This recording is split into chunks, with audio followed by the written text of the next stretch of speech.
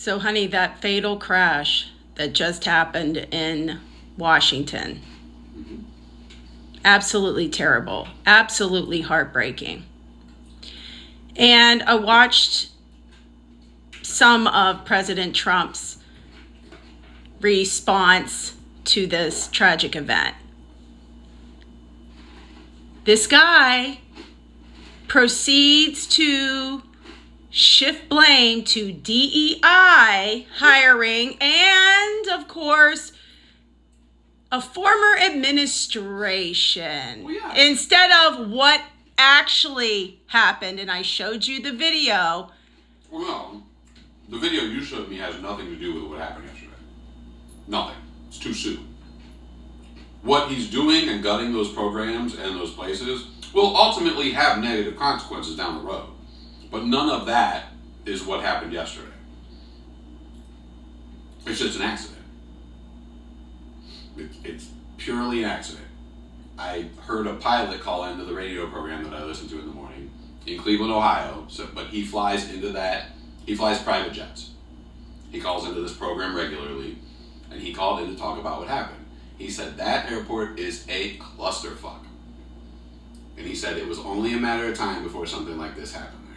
You have military craft taking off, flying in that area regularly. You have tons of helicopters because they use helicopters regularly to get around DC for these politicians and things like that. And that airport does not accommodate large planes. Like it does 737s, some 757s. It doesn't do 777s and the bigger passenger jets.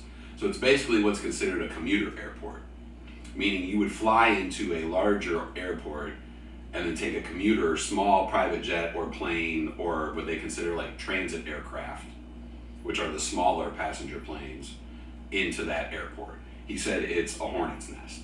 So why is he blaming DEI? Because why did he hate trans people in his whole election campaign? Why is he? It's easy. Here I go again. Take a deep breath. Watch. Go back to the 30s and how the Nazis took over Germany. And I don't say this lightly. Create an other, a group that cannot represent themselves, a group that cannot technically fight back, and then put everything that happens in society on them. The Nazis did it with the Jews. Germany was in a shambles after World War I. They got fined. Basically, Germany got held responsible for all of World War I and was forced to pay reparations to all of the other countries involved. And it decimated their economy. So Germany decided that they were going to print a shit ton of money. And it deflated their currency so that it was completely worthless. You can find pictures of people post-World War I Germany taking wheelbarrows full of money to the grocery store to buy groceries. Wheelbarrows full. So Hitler used that destabilization and that economic hardship to gain traction, to say that your government is not functioning properly, to say that things are inefficient, to say that we're being treated unfairly. The Germans, the real people are being treated unfairly. And Donald Trump is doing the same thing. Except instead of Jews, he's using trans people and marginalized groups and things like DEI. Us, white folks, are being treated unfairly because all these people are taking your shit. So anything that happens in the next 6 months to a year is going to be not a white person's fault. Sorry. When I say that, I'm not saying that in a rah-rah way. I'm saying that as a white person paying attention to what's going on. Anything that happens will be an immigrant's fault, will be a black person's fault, will be a woman's fault, will be a handicapped person's fault, because this is ways to destabilize the current system. Because all any of this is a power grab. Donald Trump doesn't give a shit what bathroom a trans person pisses in. He doesn't give a shit whether a black person has a job or not. Donald Trump wants to control this country. And those are just stepping stones to doing it. So what do we do? Fucking what do you do? He pulled all the guardrails. It's going to get worse. Ugh. Well, no, it is, because he's getting rid of things like air traffic controllers and these safety. I ain't going to be getting in a fucking plane in the next 4 years. Fuck that.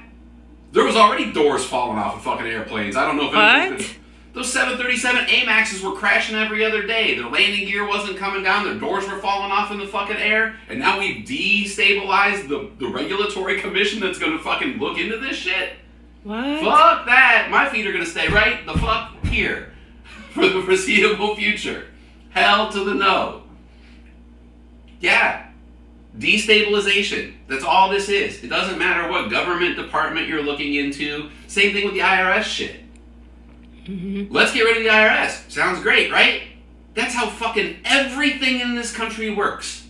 From the military to Social Security, checks going out, to the IRS, to every bit of this country runs on taxes. And I don't like paying them either, but when you turn off the money, shit's gonna get weird. You're not gonna, they're already trying to cut funding for grants. They're already trying to cut funding for this and funding for that. Tons of senior citizens didn't get their Social Security checks last week because they did a freeze on grants and all that other federal funding shit. Now that got overturned. But here's the other thing. All these little things that he's doing that seem outrageous, and you go, well, that can't happen or that won't pass. You're probably right. It probably won't pass. This time. These are called test balloons.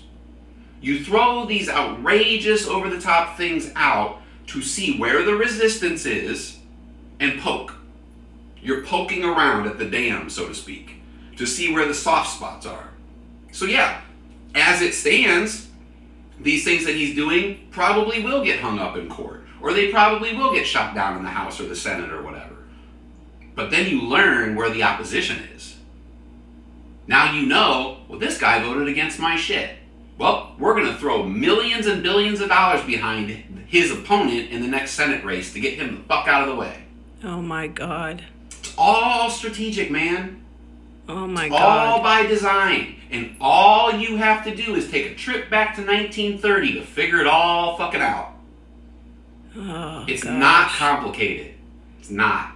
They are doing it to the fucking letter.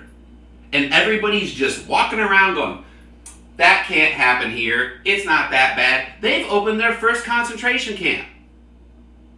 They're reopening Guantanamo Bay for illegal immigrants.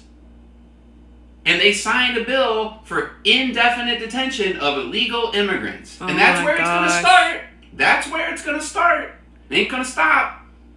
And I got friends that I've known for 30 years on my Facebook page telling me, that can't happen. This won't happen. The fuck it can't. It's happening. Oh boy. It's happening. It's happening. You guys better. And I don't know what to do about it, so I don't want to stand up here and just present problems with no solutions. But call your senators. Call your congressmen. Yep. Set up resistance in your neighborhoods as far as local elections and things like that. Get in touch. Raise awareness. Post shit on Facebook. Get uncomfortable. Make other people uncomfortable. Because if you don't get uncomfortable now, it's going to get real fucking uncomfortable later.